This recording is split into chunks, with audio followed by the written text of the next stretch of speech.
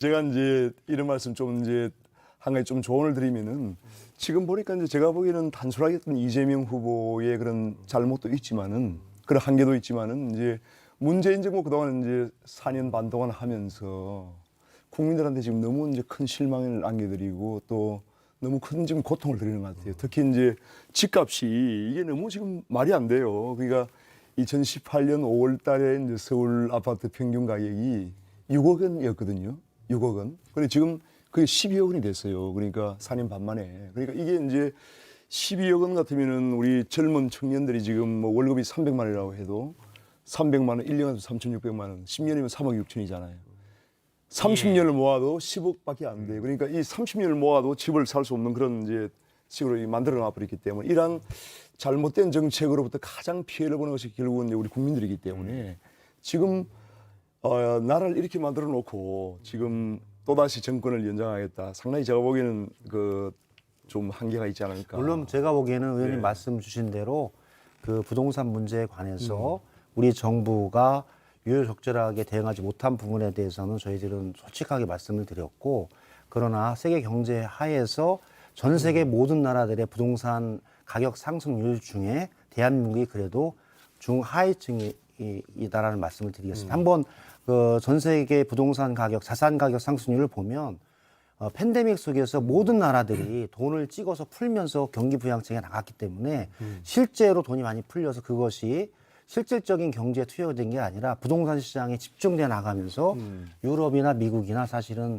자산 가격의 버블은 상당히 높은데요. 우리나라는 그에 비해서 낮은 수준이다. 그러나 그렇다고 해서 그로부터 오는 청년과 집 없는 분들의 그런 고통에 대해서 우리가 그 이해 못하는 바는 아니다라는 어려움이 있었다라고 보고요. 그것을 제가 보기엔 이재명 후보가 해결해 나가겠다 그런 얘기 말씀을 드립니다. 실제로 저는 제가 보기엔 대책이 과연 이전 시기에 그런 부분들에 관해서 사실 대책이 없었거든요. 국민의힘도. 제가 이제 한 가지만 말씀드리면은 솔직하게 다른 외국 같은 경우에는 이제 지방이나 이 수도권이나 골고루 이렇게 오르는 별 큰 문제가 없어요. 그런데 이제 이게 우리 같은 경우에는 지방은 그대로인데 지금 서울 수도권만 폭등을 하다 보니까 그 격차가 엄청나게 커져버린 겁니다. 그래서 오늘 나온 걸 보니까 뉴스 깜짝 놀랐어요.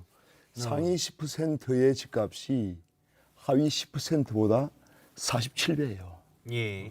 이게 이제 사실 전반적으로 같이 오르면 문제가 덜한데 격차가 너무 난다는 것이 큰 문제고요. 그러한 부분 속에서 이제 2030들이나 이런 우리 국민들이 좌절하는 것이거든요. 사실 같이 올라도 네. 집을 가지고 있는 사람들이 약 반 정도밖에 안 됩니다. 나머지 반은 이제 그렇죠. 가구 그 집 소유주가 아니기 때문에 그러니까. 전세는 월세이기 때문에 아주 그래서 제가 보기에는 예. 윤석열 후보의 생각이 그래요. 집이 없는데 어떻게 청약을 하냐 이런 인식을 가지고 있어요. 예. 과연 이런 청년들의 주택 문제나 국민들의 주택 문제를 해결할 수 있을까요? 저는 기본적으로 모든 국민이 보기에 그 말을 듣고 이게 유머였나? 이런 생각을 많이 했는데 실제로는 그렇게 생각하신 거예요. 그래서 야 그런 생각을 가지는 분이 어떻게 그 청년의 주택 문제를 해결할 수 있을까? 두 번째는 강남 서초에서 한 4, 50억짜리 그 정말 좋은 주상복합에 사시는 분이 정말 어려운 서민들의 주택난의 고통을 이해할 수 있을까? 전 사실은 이해하기 어렵다라고 봐요. 근데 이제 그런 부분은 좀 실수를 했다는 인정을 합니다. 하지만은 이제 실수였을까요? 지금 더 큰 문제는 사실상은 이제 그런 방금 우리 박성태 앵커님 말씀하신 대로 사실 지금 그 집을 못 가진 분들이 한 900만 명 이상이거든요. 그러한 분들의 어떤 좌절감을 우리가 어떻게 할 것인가, 또 이 격차 부분에 대해서 우리가 이걸 어떻게 해소할 것인가. 결국은 이제 문재인 정부가 지난 4년 6개월 동안에 수요 억제를 주로 해왔거든요. 많은 규제를 통해서.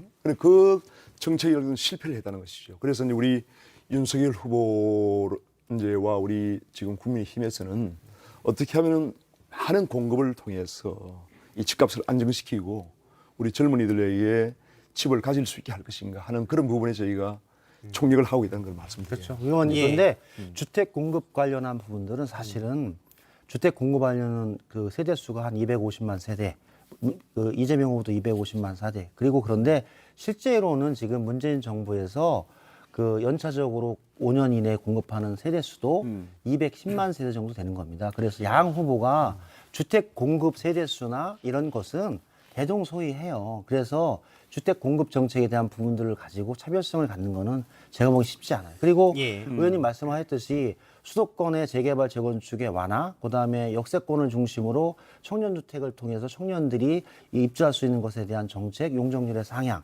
그리고 주변의 공공부지를 이용한 공공주택의 건설, 이런 부분들은 제가 공약을 보니까 대체적으로 대동소이해요. 제가 왜냐하면 봐도 거의 대한민국에 가지고 있는 땅이 똑같기 때문에 그 땅을 가지고 어떻게 설계할 것인가라는 부분들이 큰 차이가 없더라고요. 공급 물량이나 이제 그런 측면 비슷한 측면이 많아요. 네. 많은데 비슷합니다. 조금 이제 차이점은 결국은 이제 우리 국민의힘과 윤석열 후보는 어떤 시장의 기능 이런 부분을 정상화시켜야 된다. 그리고 규제를 완화해서 민간의 어떤 주택 물량을 대폭 늘리겠다 하는 그런 부분이고요.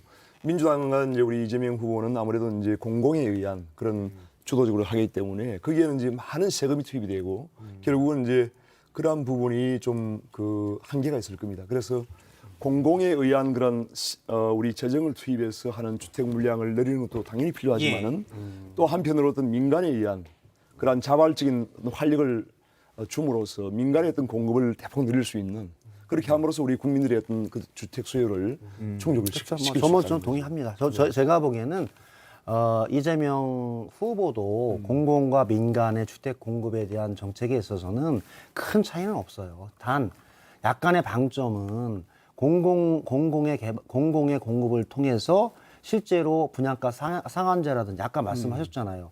3,600만 원의 연봉을 받는 첫 사회 출발 초년생들이 안정적으로 주택을 소유할 수 있는 첫 출발을 만들어 주기 위해서는 민간 개발에만 다 맡겨버리면 실제로는 청약해서 그것을 만들어가기 쉽지 않거든요. 그러면 첫 출발을 공공주택으로서 제공을 하고 그 이후에 집을 갈아타는 거 아닙니까? 18평, 24평, 28평, 30평으로 주택의 자산 가치를 올려가면서 준비하는 과정들에 대한 선순환 구조를 만들어 주는 거죠. 근데 출발을 참 좋은 말씀이에요. 공공주택을 통해서 하고 이후에 자산이 축적이 되면 그를 통해서 민간으로 갈 수 있는 거죠.